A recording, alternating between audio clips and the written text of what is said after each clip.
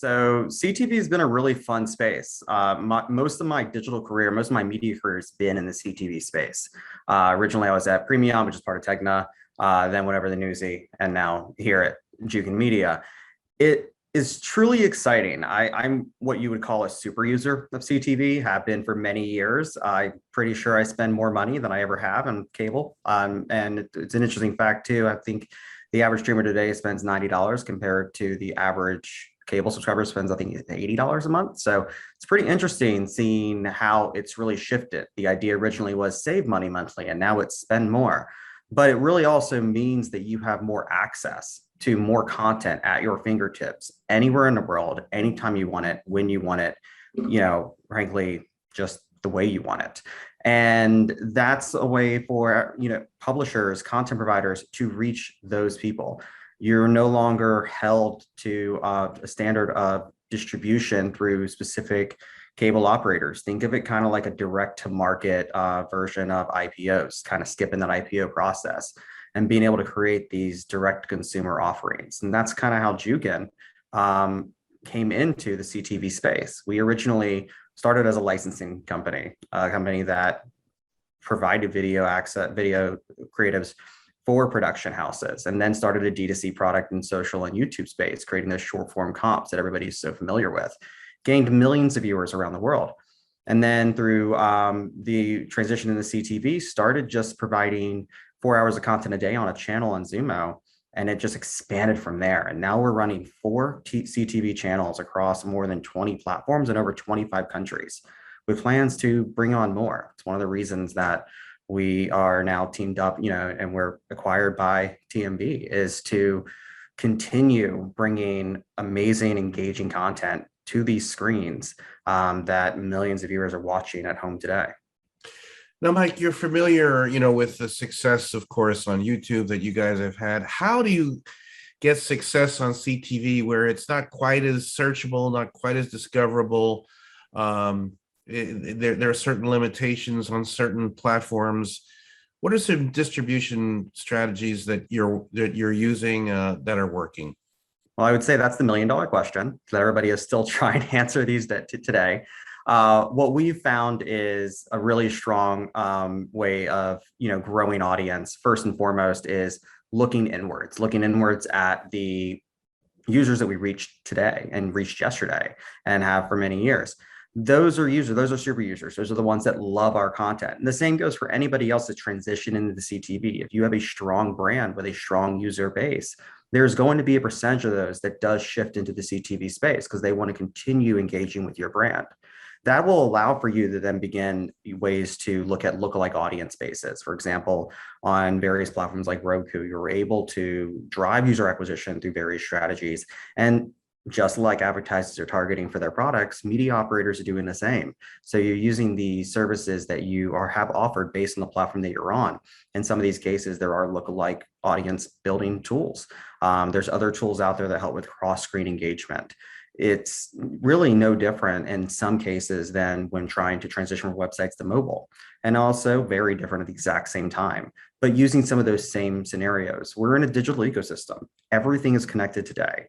And there's ways to find the ability to connect those dots if you are unable to find them right now. And that comes with various device graphs and multiple other ways. But ultimately, when it comes down to it, do what you know best. If you're able to collect a large amount of viewers in a platform that's not CTV, it's because you knew how to reach those viewers by offering the content they were looking for. This is just giving them that same content on a larger screen in a different format, but you're still going after the same type of person.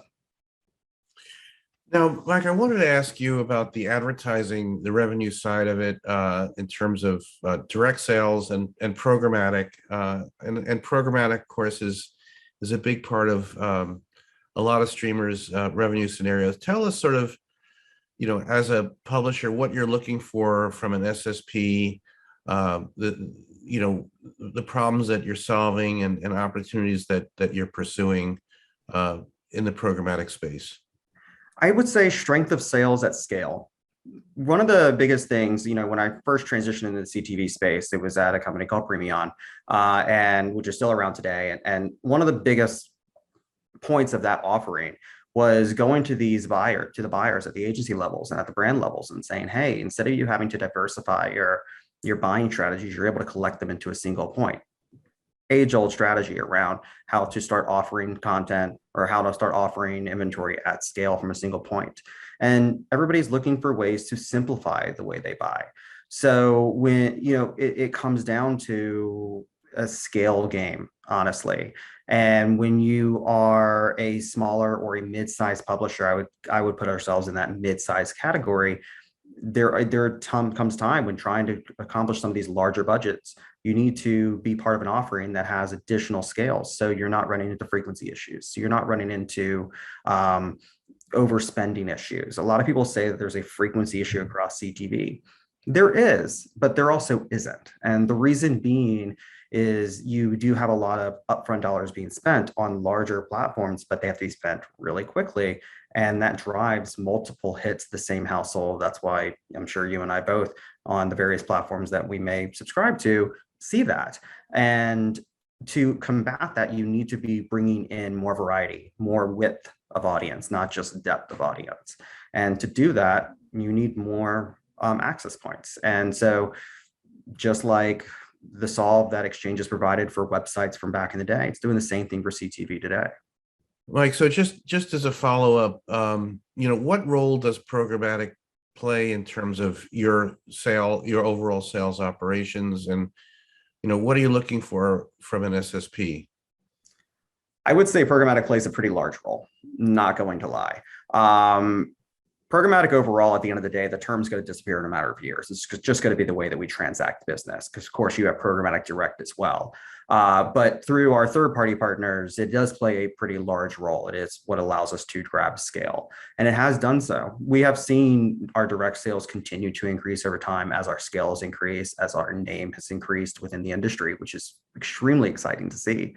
But having that access through the third-party partners to a group of buyers. Now, keep in mind too, we don't just want anybody buying our platform, just like most operators don't. So you want to make sure you're partnering as well with third-party partners that are vetting who's buying, that are creating safe and transparent ecosystems, that are providing a fair deal at the end of the day, because by not selling it direct, you're still paying a commission, but not gouging those prices, because there are still margins need to be met to be able to keep providing quality content to continue driving users to then continue driving money. It's this circle of life, bring in the Lion King. And that's the ultimate point, is you need partners that are partners, not just buyers.